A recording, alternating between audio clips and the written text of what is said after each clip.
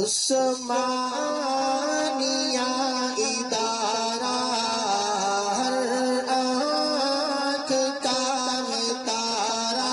السلام علیکم ورحمۃ اللہ۔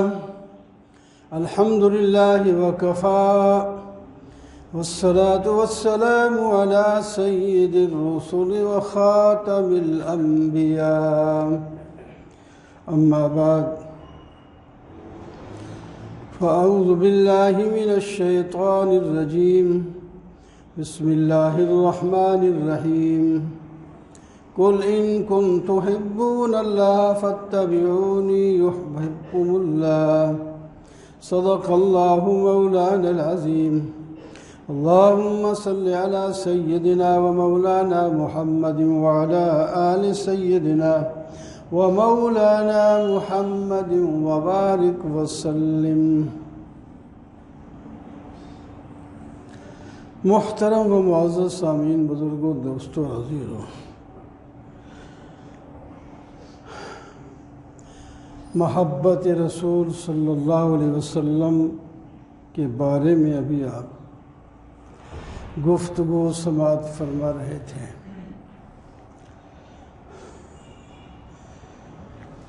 بخاری شریف میں ایک روایت ہے، حدیث کی دیگر کتابوں میں بھی ہے۔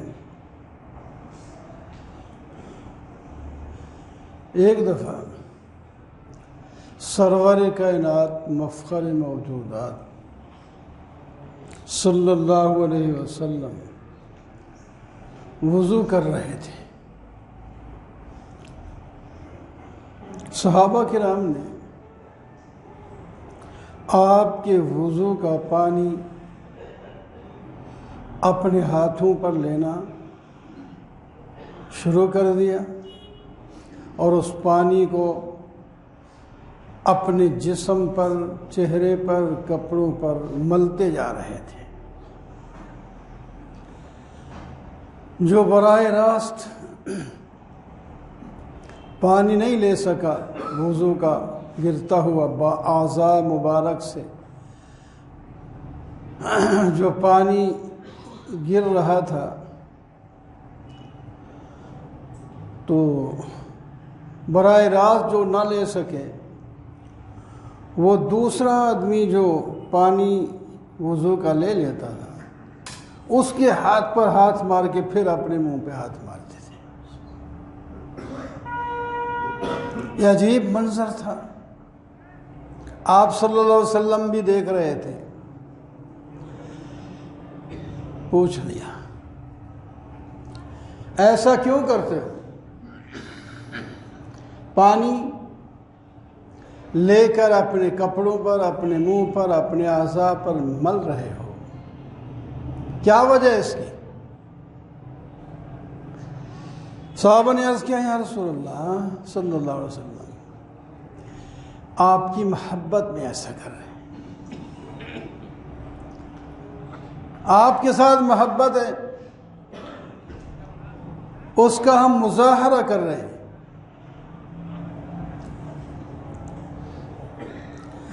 آپ صلی اللہ علیہ وسلم نے فرمایا، میری محبت کا مظاہرہ یوں نہیں ہے۔ جو شخص چاہتا ہے کہ اللہ سے محبت کرے اور اللہ کے رسول سے محبت کرے، اور اللہ کا رسول اس سے محبت کرے، تو اس حدیث میں فرمایا 3 کام کرے، 3 کام کرے وہ،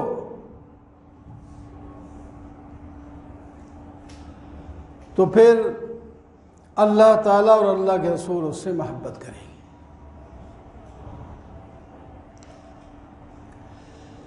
اللہ اکبر۔ پھر آپ نے اس کی تفصیل بیان فرمایا پہلا کام یہ کرے کہ سچ بولے،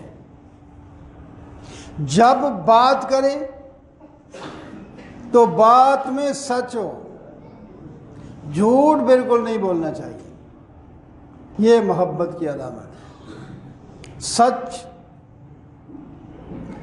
اللہ اکبر، قرآن اور حدیث میں بھی، اور ہر عقل رکھنے والا بندہ بھی اس بات کا قائل ہے کہ سچ بہت اونچی اچھی صفت ہے۔ آپ صلی اللہ علیہ وسلم نے فرمایا سچ نیکی کی رہنمائی کرتا ہے، اور نیکی جنت کی رہنمائی کرتی ہے، اور سچ بولتا بولتا انسان مقربین کے درجے کو پہنچ جاتا ہے، اللہ کو پیارا لگتا ہے سچ سے۔ اس واسطے فرمایا یا ایھا الذین آمنوا اتقوا اللہ وکونوا مع الصادقین، تم سچے بھی بنو اور سچوں کے ساتھ رہا کرو۔ قولوا قولا سدیدا، جب بات کرو بالکل سدید کا لفظ فرمایا، بالکل سیدھی ہو، سچی بات سیدھی سیدھی ہوتی ہے، اس میں ٹیڑھا پن نہیں ہوتا، سیدھی بات۔ وقتی طور پر اس کو کوئی سچ بولنے سے کوئی نقصان بھی نظر آ رہا ہے تو وہ وقتی ہے، اس کو برداشت کر لیں، اس سچ کا نتیجہ جو ہے وہ بہت اچھا نکلتا ہے۔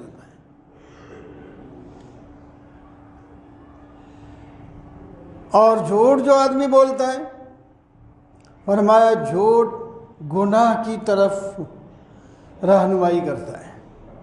جھوٹ بولا، ایک تو پہلے خود ہی جھوٹ گناہ ہے، پھر اس کے ساتھ دوسرا گناہ، تیسرا گناہ، پھر گناہ کرتا ہے، اس کے بعد گناہوں کی وجہ سے جہنم میں چلا جاتا ہے، اور اللہ سے اس کی بہت دوری پیدا ہو جاتی ہے۔ تو لہٰذا سچ بولنا ہے، یہ ہے میری محبت کی علامت۔ آپ نے اپنی زندگی پیش کی، جب قوم کے دور کے لوگوں کو نہیں، ان کو پتہ نہیں ہوتا پورا حالات کا، اپنے عزیز اقارب کو جن میں آپ نے زندگی گزاری ہے، جہاں بچپن، لڑکپن، اٹھتی جوانی، اب 40 سال کے ہو گئے، تو 40 سے بھی بڑھ گئے،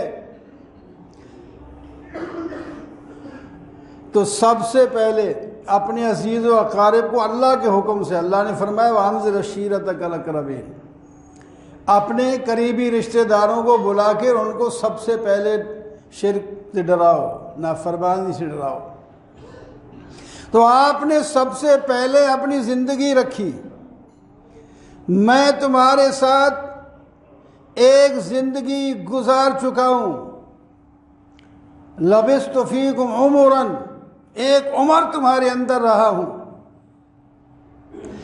یہی تو جوانی کا 40-50 سال تک سے یہ جوانی آدمی جو کرتا ہے اسی میں ہی کر لیتا ہے، پھر تو اعضاء کمزور ہونے لگ پڑتے ہیں، پھر کام نہیں ہو سکتے، اسی میں گناہ کرتا ہے تو کھل کے کرتا ہے، نیکیاں کرتا ہے تو کھل کے کرتا ہے، وہ کر سکتا ہے، قوت ہوتی ہے۔ تو فرمایا یہ قوت والی زندگی تمہاری نظروں کے سامنے ہے، مجھے تم نے کیسا پایا؟ انہوں نے کہا ہم نے بار بار تجربہ کیا، آپ امانت دار اور سچے ہمارے نزدیک، اور واقعی آپ سچے۔ جربناک مرارا، ہم نے تجربہ بھی کیا اور بار بار تجربہ کیا، سوا صدق اور ایمانداری کے اس کی ہم نے نہیں پایا کچھ۔ تو آپ نے اپنی زندگی پیش کر دی۔ جب مشرکین نے کہا تھا کہ آپ جو آیتیں لائے ہیں، قرآن سناتے ہیں ان کو، جو ہمارے خلاف ہیں ان کو بدل دو، پورا قرآن بدل دو، یا کم از کم جس میں ہماری اور ہمارے معبودوں کی مذمت آتی ہے وہ تو بدل دیں۔ لا یزن نے کہا نأتی بقرآن غیر ھذا وبدلہ قل ما یکون لی ان ابدلہ من تلقاء نفسی۔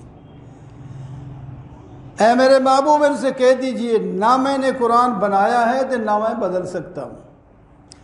فقد لبثت فیکم عمرا من قبل، میں ایک زندگی تمہارے اندر پہلے گزار چکا ہوں۔ میری بات ہوتی تو پھر تو ٹھیک تھی، یہ اللہ کی بات ہے، میں کیسے بدلوں؟ یہ نہیں ہو سکتا۔ تو آپ نے اپنی زندگی پیش کی، تو یہی امت کو سبق دیا جا رہا ہے کہ آپ لوگ سچ کو قابو رکھیں۔ سب سے پہلی بات سچ، کلمہ پڑھیں دے سچا کر کے کوئی بات نہیں ہے، اس کا معنی بھی ہے، اس کا مطلب بھی ہو، اس پر عمل بھی ہو۔ ہر چیز یہ محبت کی علامت ہے۔ ہمیشہ محبت کرنے والا اپنے محبوب کے طرز پر، طریقے پر چلا کرتا ہے۔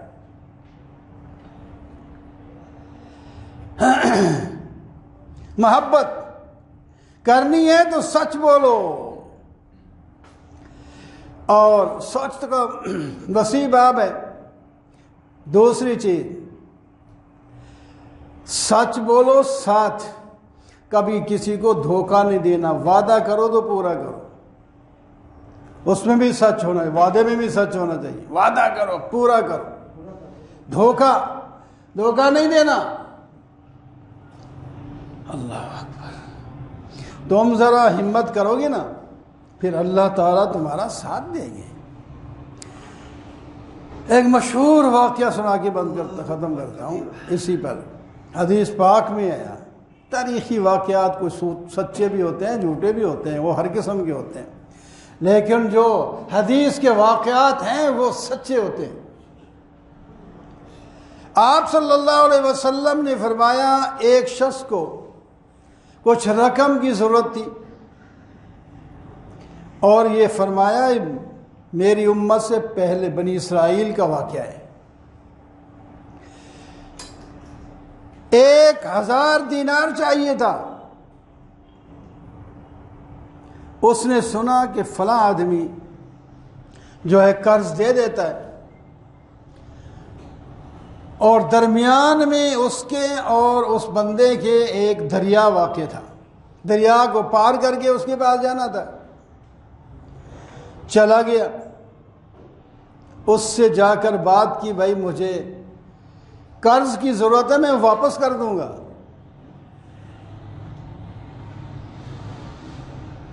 اس نے کہا قرض میں دے بھی سکتا ہوں، دیتا بھی ہوں، لیکن کوئی گواہ چاہیے، گواہ دو۔ اس نے کہا کفا باللہ شہیدہ، اللہ ہی گواہ کافی ہے۔ اس نے کہا ٹھیک ہے، اللہ کا نام آ گیا، مان لیتا ہوں، چلو پھر کوئی ضامن دے دو، آپ نہ دے سکے تو میں اس سے تو لوں۔ پھر بھی اس نے کہا کفا باللہ وکیل کفیلا، اللہ تعالیٰ ہی ضامن کافی ہے۔